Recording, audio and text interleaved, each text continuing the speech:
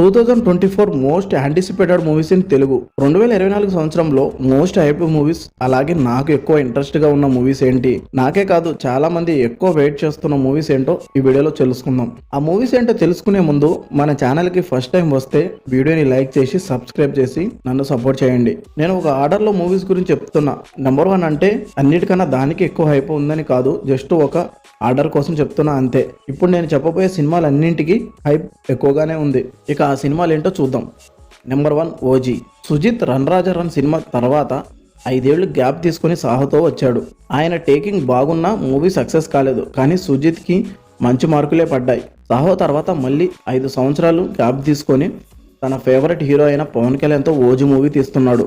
OG 2 పార్ట్స్గా రాబోతుంది. First పార్ట్లో 10 ఏళ్ల క్రితం ఓజీ ముంబైలో చేసిన బ్లడ్ బాత్ని చూపిస్తూ, సెకండ్ పార్ట్లో 10 ఏళ్ల తర్వాత ఓజీ ముంబైలో అడుగు పెడుతున్నాడు అని ఫస్ట్ పార్ట్ ఎండ్ చేసి సెకండ్ పార్ట్కి కంటిన్యూ చేయొచ్చు. ఇప్పటికే రిలీజ్ అయిన సాంగ్ అండ్ టీజర్ ఏ రేంజ్లో ఉందో చెప్పనక్కర్లేదు. పీకే ఫ్యాన్స్ స్ట్రేట్ ఫిల్మ్ కోసం ఎంతగానో వెయిట్ చేస్తున్నారు.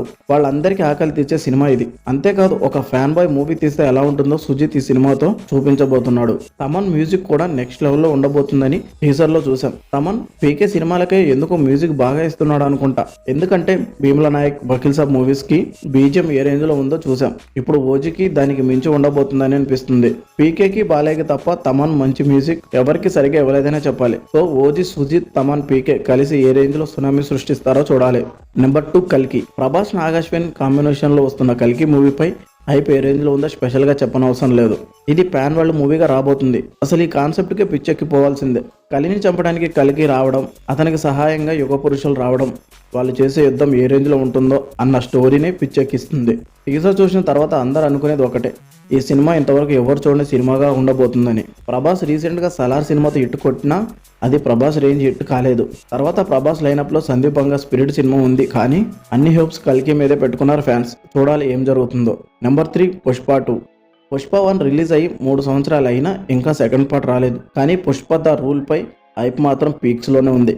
పుష్ప డ్రగ్ వరల్డ్ ని ఎలా రూల్ చేశాడు, దాన్ని సుకుమార్ తన టేకింగ్ అండ్ డైరెక్షన్ తో ఎలా చూపించాడు, తన చుట్టూ విలన్స్ ని ఎలా ఎదుర్కొన్నాడు, రెస్పెక్ట్ కోసం ఇద్దరు వ్యక్తుల మధ్య హ్యూగో క్లాష్, ఎవరిని రూల్ చేయబోతున్నారు అనేది సుకుమార్ ఏ రేంజ్ లో చూపిస్తాడో చూడాలి. ఇప్పటికే రిలీజ్ అయిన పోస్టర్స్ మూవీపై ఓ రేంజ్ లో హైప్ పెంచాయి. అంతేకాదు, వేరీస్ పుష్ప టీజర్ లో పుష్పని చూసి పులి వెనక్కి వెళ్లే డైలాగ్ చూస్తేనే తెలుస్తుంది, పుష్ప వస్తే ఏ సినిమా అయినా వెనక్కి తగ్గాల్సిందే. చూద్దాం పుష్ప ఏ రేంజ్ సెన్సేషన్ చేస్తాడో. నెంబర్ 4 దేవరా. జూనియర్ ఎన్టీఆర్, కొరటాల శివ వీళ్ళ కాంబోలో వస్తున్న దేవరా మూవీపై హైప్ నెక్స్ట్ లెవెల్లో ఉంది.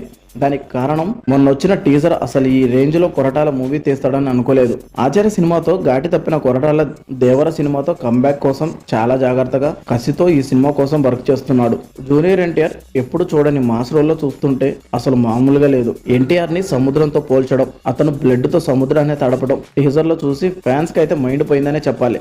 దానికి తోడు దేవర మూవీని 2 పార్ట్స్ లాగా తీస్తున్నాడు కొరటాల. ఫస్ట్ లో భయం వేసిన టీజర్ తర్వాత నమ్మకం వచ్చింది. దానికి తోడు ఈ మూవీ స్టోరీని ఒక్క పార్ట్లో చూపించలేము, అంత పెద్ద స్టోరీ ఇదని చెప్పేసరికి ఫస్ట్ పార్ట్ లోనే ఎంత రక్తపాతం ఉంటే ఇక సెకండ్ పార్ట్ లో ఏ రేంజ్ లో ఉంటుందో ఊహించుకోండి. Number 5 game changer. Shankar, Ram Charan వీళ్ళ కాంబోలో వచ్చే ఈ గేమ్ చేంజర్ మూవీపై కూడా హైప్ బాగానే ఉంది. మెయిన్ గా శంకర్ ఈ మూవీతో కంబ్యాక్ కావాలని చాలా మంది వెయిట్ చేస్తున్నారు. శంకర్ కంబ్యాక్ ఇస్తే ఏ రేంజ్ లో ఉంటుందో మరి చూడాలి.